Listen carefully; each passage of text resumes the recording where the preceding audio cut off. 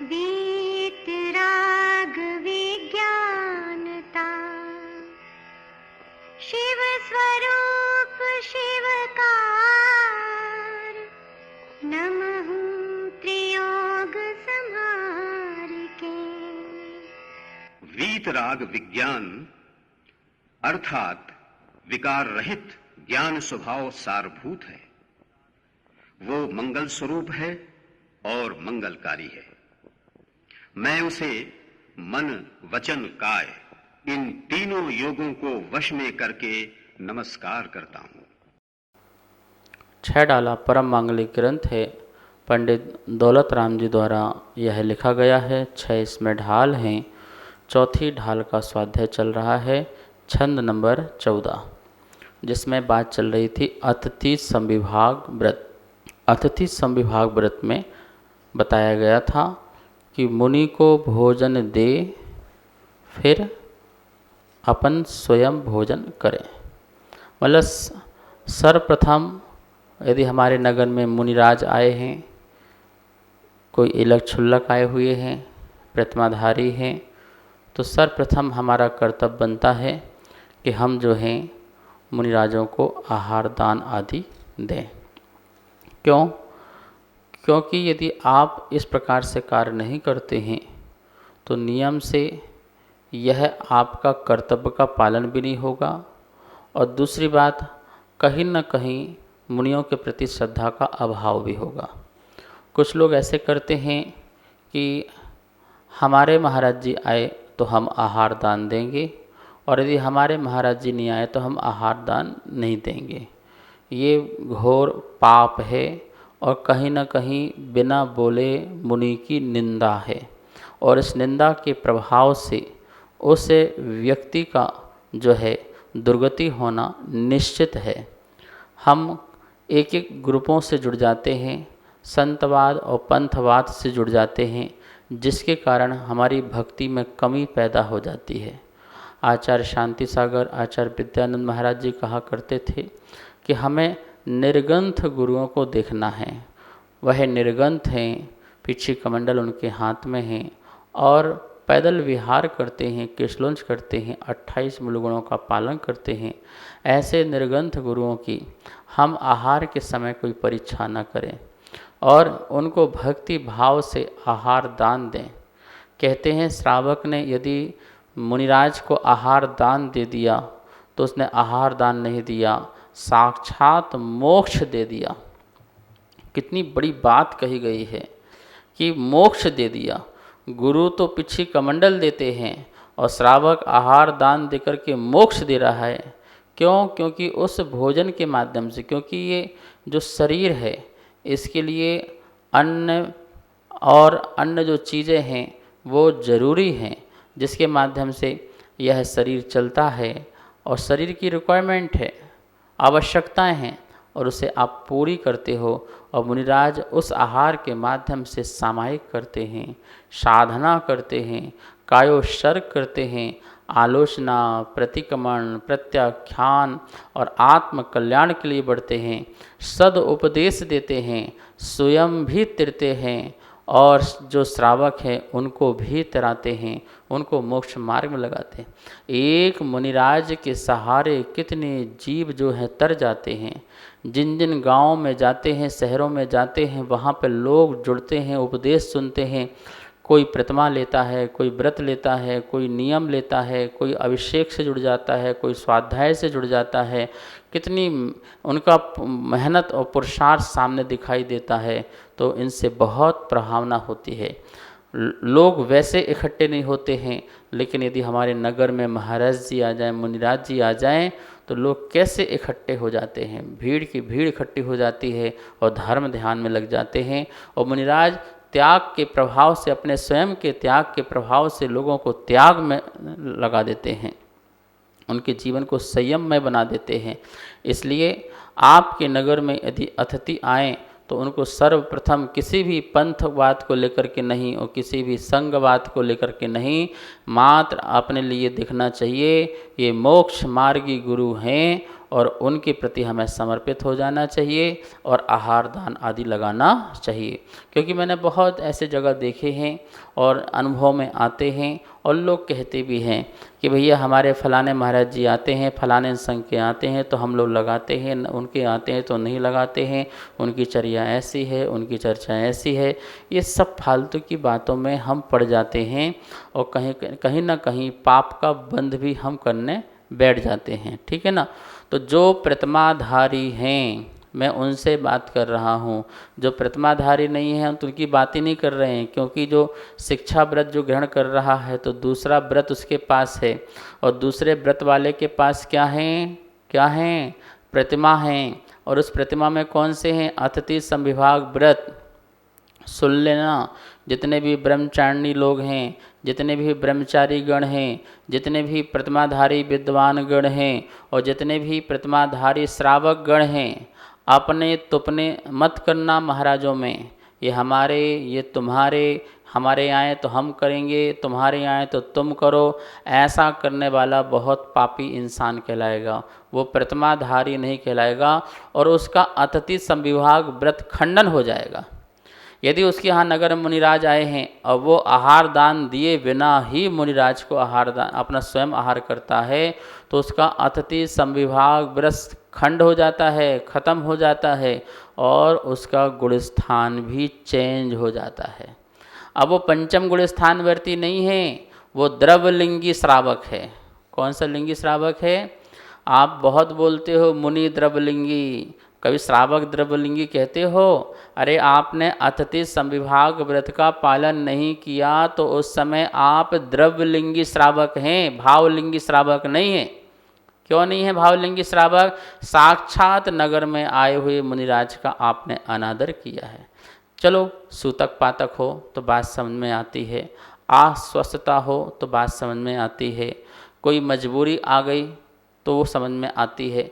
लेकिन तुम सब कुछ हो, पात्र हो, देने के लायक हो, सब व्यवस्थाएं हैं और तुम व्रत लेके बैठे हुए हो और इसके बाद भी अपने भोजन में से मुनिराज को भोजन नहीं दे रहे हो तो फिर आपका अतिथि संविभाग व्रत क्या कहा गया है? मुनिराज का पड़गान हो और चाहे ना हो, आपको अपने घर में प्रेक्षा करनी है, खड़े होकर के उनका पड़गाहन करना है। और मुनिराज का किसी भी घर में हो जाए, 10 प्रतिमाधारी एक गांव में हैं और एक मुनिराज आए हुए हैं तो क्या करोगे? 10 प्रतिमाधारियों को जो हैं मुनिराज की आहार के समय अपने घर में पड़गाहन के लिए खड़े होना पड़ेगा, परीक्षा करना पड़ेगा। और ये आज की एक दिन की बात ना हो तो भी कहा गया है, कि न जाने अचानक कौन सा त्यागी व्रती आ जाए, न जाने कौन सा साधु गण आ जाए तो मैं उनको सबसे पहले करा करके और फिर स्वयं ग्रहण करूं। ये प्रेक्षा है।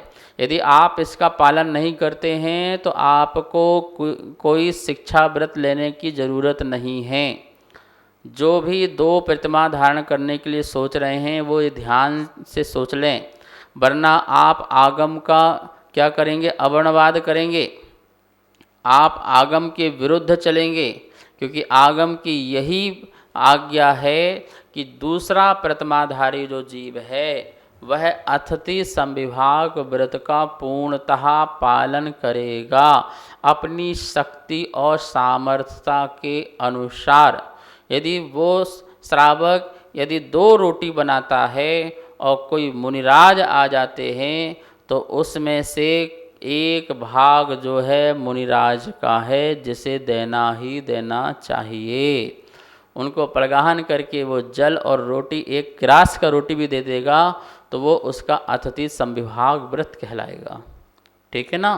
तो कितने लोग हैं प्रतिमाधारी लोग, कहाँ कहाँ हैं प्रतिमाधारी लोग, ज़रा सोच लेना, ज़रा विचार लेना। जो प्रतिमाधारी नहीं है, अतिथि संविभाग वाले नहीं हैं, हम उसकी तो चर्चा ही नहीं कर रहे हैं, क्योंकि वो तो आहार दान देने के पात्र भी नहीं हैं। संयमी ही आहार दान का पात्र होता है। संयमी ही, संयम जो लेने वाला व्यक्ति होता है वो आहार दान देने वाला होता है। ठीक है ना। और कोई नहीं होता है। असंयमी होता तो देवता लोग तुम्हें कुछ काम नहीं करने देते, वो अपने आप चौका लगा के मुनिराज को आहार दान आदि देते रहते। तो आपको संयमी बनना है और आहार दान देना है। देखिए लिखा है यहाँ पर अतिथि संविभाग। इसका अर्थ क्या है? आ मतलब नहीं, तिथि मतलब तारीख, सम मतलब समान, विभाग मतलब विभाग। एक पाठ, तो जिनकी तिथि नहीं है मतलब तारीख नहीं है नगर में, शहर में, गांव में, मंदिर में आने की और ना ही जाने की, उन्हें कहते हैं अतिथि वाले अतिथि। और सम विभाग, समान विभाग करना। समान विभाग कैसे होता है इसकी भी चर्चा अपन आगे करेंगे। देखिए अर्थ क्या लिखा है, जिसके आने की कोई निश्चित तिथि ना हो, ऐसे 3 प्रकार के पात्रों को अपने भोजन में से विभाग करके विधिपूर्वक दान देना, ये अतिथि संविभाग व्रत कहलाता है। इसमें थोड़ी सी बात और भी अपन को जोड़ना चाहिए। अपने भोजन से मतलब क्या है? जो आपने बनाया है, अचानक कोई आए तो आप उसी भोजन से दोगे, अब एक्स्ट्रा तो बन नहीं सकता है। लेकिन मान लो कि आज हमें पता चला कि आज शाम को 4 मुनिराज अपने नगर में आए हुए हैं और आप आहार लगाएंगे तो क्या करेंगे बताइए? क्या आप वैसा ही आहार लगाएंगे या उतना ही बनाएंगे जितना आप रोज़ बनाते थे? मान लो आप रोज़ 2 रोटी खाते थे, तो आज 4 मुनिराज आए हुए हैं और आपको उनको भी आहार दान देना है, तो आप जितना भोजन बनाते हो अपने लिए उतना ही आज बनाओगे क्या और उसी से दोगे क्या? तो ऐसा मत करना। ये बात है अचानक, यदि कोई अचानक त्यागी साधु आ जाएं तो उस समय आप बना नहीं पाओगे, तो जितना आपका बना हुआ है उसी में से ही आप थोड़ा थोड़ा उनको भी दोगे, ठीक है ना। लेकिन यदि आपको पहले से पता चल रहा है कि इतने साधु नगर में आए हुए हैं, तो आपने जो संविभाग बनाया है, इस संविभाग का अर्थ समझ लें।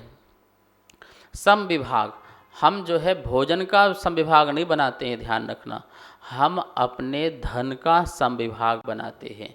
जैसे आप 100 रुपये रोज़ कमाते हो, तो उस 100 रुपये में जो है 25 पैसा जो है आप धर्म का विभाग का रखते हो। तो जो आपने वो रखा वो आपका विभाग है, ठीक है ना। उससे आप जो है चाहे 4 साधु का भोजन बनाओ, चाहे 10 साधु का भोजन बनाओ, तो उसमें आपको किसी प्रकार का दोष नहीं लगेगा। आप महीने में 50,000 रुपये कमाते हैं और 5,000 रुपये आपने संविभाग बनाया है, अतिथि संविभाग बनाया है। क्या बनाया है? अतिथि संविभाग बनाया है कि जब भी कभी अतिथि आए तो ये वाला जो धन है मैं अतिथियों की पिछी के लिए या उनके कमंडल के लिए या शास्त्रदान देने के लिए या फिर अपने घर में उनका पड़गाहन करके आहार दान के लिए, ये धन मैं उसमें ही लगाऊंगा, तो आपको किसी प्रकार का निमित्त संबंधी दोष नहीं लगेगा, क्योंकि आपने अपने धन का अतिथि का भी संविभाग बना के रखा है। संविभाग समझते हैं? जैसे बिजली का विभाग होता है, ठीक है ना, कितने सारे विभाग होते हैं डिपार्टमेंट गवर्नमेंट के, ये सब विभाग होते हैं, अलग अलग विभाग होते हैं। ऐसे ही अपने आय की संपत्ति का भी एक धार्मिक क्या होता है? विभाग होता है। आपको मंदिर में दान देना हो, पूजा पाठ कराना हो, महापूजा कराना हो, वो उसी संविभाग से जाता है। तो हमें ऐसा संविभाग बनाना चाहिए कि उसमें एक अतिथि का भी संविभाग हो। जब कभी भी ऐसे अतिथियों को हमें कुछ देने का भाव हो या आवश्यकता पड़े, तो हमें किसी प्रकार से सोचना ना पड़े। अब किसी महाराज जी को मान लो कमंडल देना है, उनको कमंडल टूट गया, फूट गया, तो हमें सोचना ना पड़े, अपने अतिथि संविभाग से निकाला, उस कमंडल को खरीदा और मुनिराज को अपन ने उपकरण दान दे दिया। पिच्छी देना हो तो उसी संविभाग से निकाला और उन मुनिराज को दे दिया। ये सब अतिथि संविभाग है, इससे भोजन मात्र ही नहीं है। शास्त्र देना हो, ज्ञान दान देना हो, तो आप शास्त्र के लिए क्या करोगे भैया? नहीं, मैं तो अपने लिए पढ़ने लाऊंगा और उससे कोई का शास्त्र बच गया तो किसको दे दूंगा? मुनिराज को दे दूंगा। तो भैया पिछी कमंडल भी तो अपने लिए लेके आएगा क्या और उससे मुनिराज को देगा क्या? ऐसा नहीं है। पिछी, कमंडल, आहार दान, 4 प्रकार के जो दान हैं, ठीक है ना, आहार दान, औसत दान, अभय दान, ज्ञान दान। इसके अलावा संयम के जो भी उपकरण हैं वो उपकरण भी श्रावक जो है साधुओं को भेंट करता है। तो वो उसका अतिथि संविभाग नाम का जो एक डिपार्टमेंट उसने बना रखा है आय का, उसी से ही वह उनको आहार दान भी लगा सकता है, पिछी कमंडल भी दे सकता है, चटाइयाँ भी दे सकता है, और भी जो है आप जो मुनिराज के साधना के लिए कॉपी है, पेन है, डायरी है, जो भी सामान होते हैं वो सामान आप दे सकते हैं। हाँ, आप उनके लिए उस पैसे से कोई मोबाइल नहीं दे सकते हैं, कोई लैपटॉप नहीं दे सकते हैं, और ना ही कोई ऐसे उपकरण दे सकते हैं जो उपकरण जो हैं उनकी साधना की विराधना करने वाले होते हैं, उनके उपयोग को भटकाने वाले होते हैं, उनको गलत रास्ते में लगाने वाले होते हैं। ऐसा वस्तु आप दोगे तो वो अतिथि संविभाग व्रत वाला बात नहीं मानी जाएगी। वो तो आपका साधुओं की साधना में साधक न होकर के उनकी साधना में बाधक तत्व हो जाएगा। इसलिए ऐसी वस्तुएं जो ना दें, उनके संग आदि में हो, साथ रहने वाले हों आदि हों तो बात अलग है, लेकिन उनको तो बिल्कुल भी नहीं दिया जाता है। तो समझ में आ गया ना आपको अतिथि संविभाग व्रत। तो जो अतिथि होते हैं, तो अतिथि जो हैं जो 3 प्रकार से आचार्यों ने कहा है कि पात्र जो हैं 3 प्रकार के होते हैं। देखो यहाँ लिखा है उत्तम, मध्यम और जघन, ये 3 प्रकार के पात्र होते हैं। उत्तम मुनिराज गृह रहित अतिथि, मतलब जिन्होंने घर को छोड़ दिया है, ऐसे अतिथि मुनिराज उत्तम पात्र कहलाते हैं। मध्यम व्रती श्रावक, कौन से? व्रती श्रावक, जो घर में ही रहते हैं। व्रती श्रावक जो घर में ही रहते हैं और साधना करते हैं, और एक ऐसे उत्कृष्ट व्रती होते हैं जो घर त्याग करके मुनिराज के साथ रहते हैं, 10वीं 11वीं प्रतिमाधारी। बाकी उसके नीचे की प्रतिमाधारी जो लोग हैं वो कहाँ रहते हैं? अपने घर में ही रह कर के साधना करते हैं।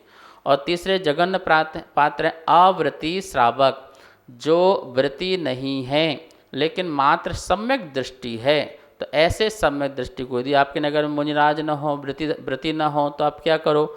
जो कट्टर सम्यक दृष्टि है, देव शास्त्र गुरु का आराधक है, आप उसे निमंत्रण दो, उसे निमंत्रण दो कि भैया आज कल का भोजन जो है आपको हमारे घर का स्वीकार करना है। और उसके लिए भी अशुद्ध भोजन नहीं खिलाना, भले वो असंयमी है, लेकिन भोजन कैसा कराओगे? शुद्ध भोजन बना करके उसे आप कराएंगे, तो हो सकता है उसके संयम लेने के भाव भी बन जाएं, व्रत के भी भाव बन जाएं। और आपने जघन्य पात्र को, सच्चे सम्यक दृष्टि श्रावक को आपने भोजन करा करके वह दान परंपरा को आगे बढ़ाया।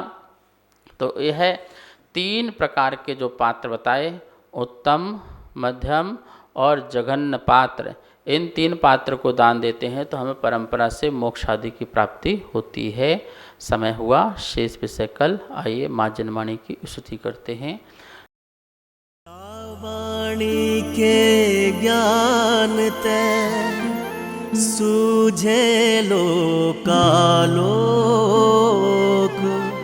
सो वाणी मस्तक नमो, सदा देत हूँ धोख, सदा देत हूँ धोख। इस कार्यक्रम के पुण्यार्जक थे श्री खंडेलवाल दिगंबर जैन मंदिर, राजा बाजार, कनॉट प्लेस, नई दिल्ली, एवं श्री खंडेलवाल दिगंबर जैन मंदिर, वैदवाड़ा, दिल्ली के अंतर्गत खंडेलवाल दिगंबर जैन पंचायत, दिल्ली। जिनेंद्र जैन नरपतिया अध्यक्ष, धीरज जैन कासलीवाल महामंत्री, विजय लोहाड़िया विक्की उपाध्यक्ष, गौरव पाटोदी मंत्री, विनोद पांड्या कोषाध्यक्ष।